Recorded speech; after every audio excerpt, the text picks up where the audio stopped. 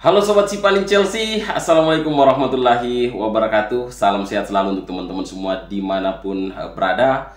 Selamat datang kembali di konten terbaru dari SPC Media TV, ya, Sipaling Chelsea Media TV, ya. Dan di konten terbaru kali ini tentu saya ingin membahas atau mereview atau menganalisa, ya, pertandingan terbaru dari tim kesayangan kita, The Blues Chelsea, di mana di pekan ke-6, ya, di pekan ke-6 Premier League, Chelsea sukses mengalahkan Brighton Hove Albion dengan skor 4-2, dan semua gol dari Chelsea dicetak oleh Cole Palmer. Oke, luar biasa. Dan mungkin, ya, dengan melihat pertandingan demi pertandingan Chelsea di bawah asuhan Enzo Maresca, saya rasa orang banyak yang belum sadar, ya, bahkan teman-teman fans Chelsea mungkin belum sadar bahwa apa yang diperlihatkan oleh Chelsea, ya, di beberapa pertandingan ini itu belum 100%, ya, belum 100%. Saya yakin belum 100%. Dan kecerdasan Enzo Maresca, ya, hampir di setiap match itu saya bisa melihat kalau pelatih ini bisa membaca kelemahan tim lawan, dan itu terjadi ketika menghadapi Wolves, oke, menghadapi Crystal Palace, menghadapi Bournemouth, menghadapi apa lagi, West Ham, dan juga yang terbaru menghadapi Brighton. Hanya City yang mampu meraih kemenangan, ya, meraih kemenangan atas Chelsea di Premier League musim ini. Itu pun bukan karena Enzo Maresca tidak bisa melihat kelemahan City, ya, tapi lebih ke teknis, ya, dimana City datang terlalu cepat, dan juga Maresca masih meraba, ya, siapa pemain yang bakal menjadi pemain utama, ya, dan juga menemukan chemistry antar pemain, ya, sehingga wajar ketika Chelsea kalah menghadapi tim seperti Manchester City yang bisa dibilang chemistry-nya sudah dapat, ya, dari beberapa musim mereka bermain bersama. Hanya ada beberapa pemain baru ketika menghadapi The Blues Chelsea. Oke, kemudian apa ya? Kalau saya melihat, ya, cara bermain Chelsea sejak menghadapi Wolves, kemudian berlanjut menghadapi West Ham dan juga Brighton di laga semalam, ada seperti template, ya, serangan The Blues, di mana mengandalkan transisi yang begitu cepat, ya, dari bertahan ke menyerang, oke, memanfaatkan serangan lawan menjadi dasar transisi, dan membuat tim-tim lawan kita terlihat jelek, ya. Siapa bilang Wolves bermain jelek di bawah pelatih Martin O'Neill, ya? Siapa bilang Wolves jelek? Oke, mereka cukup percaya diri di setiap pertandingan, tapi Chelsea mampu menang besar 2-6.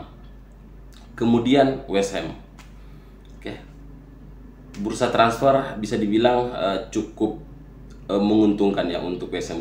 Bagaimana mereka bisa mendatangkan pemain berkualitas, ya, tetapi Chelsea bisa meraih kemenangan dan melihat dan membuat West Ham terlihat jelek. Begitu juga Brighton. Ada yang bilang Brighton bermain jelek, ya.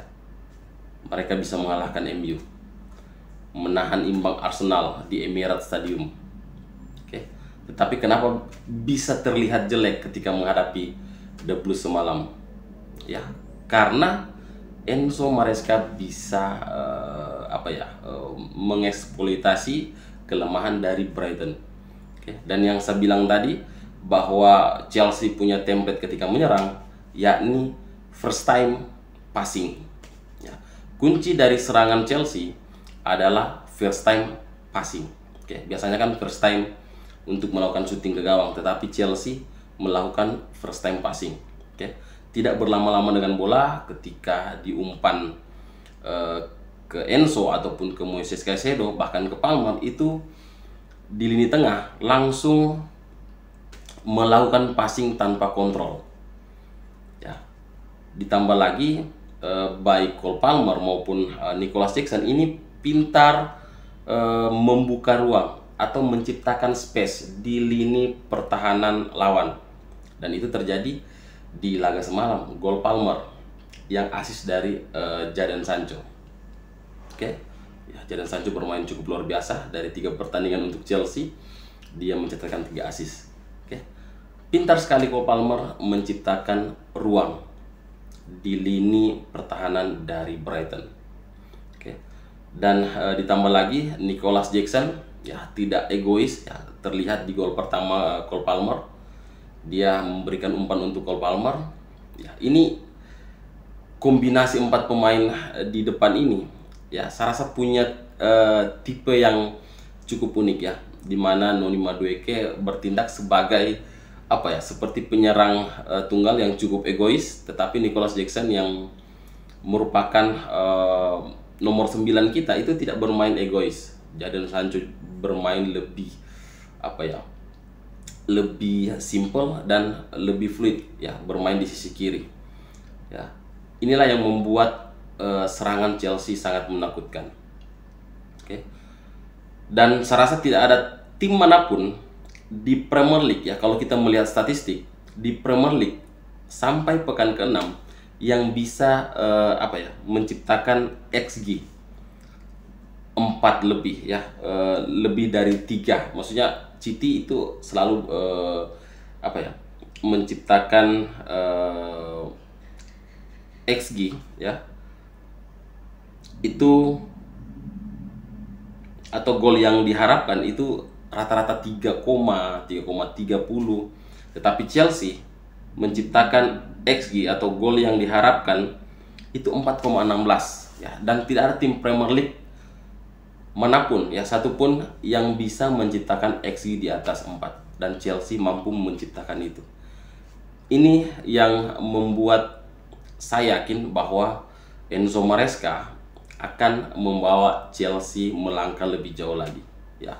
Bahkan tidak mungkin di musim ini Chelsea bisa meraih trofi Premier League. Oke. Tetapi masih ada kelemahan, ya, masih ada kelemahan dari sisi build up serangan dari bawah, ya, ketika kita melawan tim yang melakukan high pressing seperti Brighton. Ya, ini kan pemain Brighton ini kan pressingnya bagus. Oke. Dan itu membuat lini pertahanan kita ketika melakukan build up serangan itu terlihat tidak nyaman, dan sangat sulit untuk menjadikan tekanan dari Brighton menjadi dasar transisi, ya.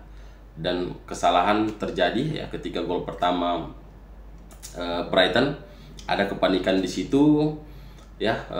Seharusnya Moises Caicedo tidak melakukan back pass ke Levi Colwill, ya, dan juga akibat kepanikan dari Robert Sanchez ini memudahkan pemain Brighton untuk mencetak gol, ya. Kemudian gol kedua Brighton itu juga berawal dari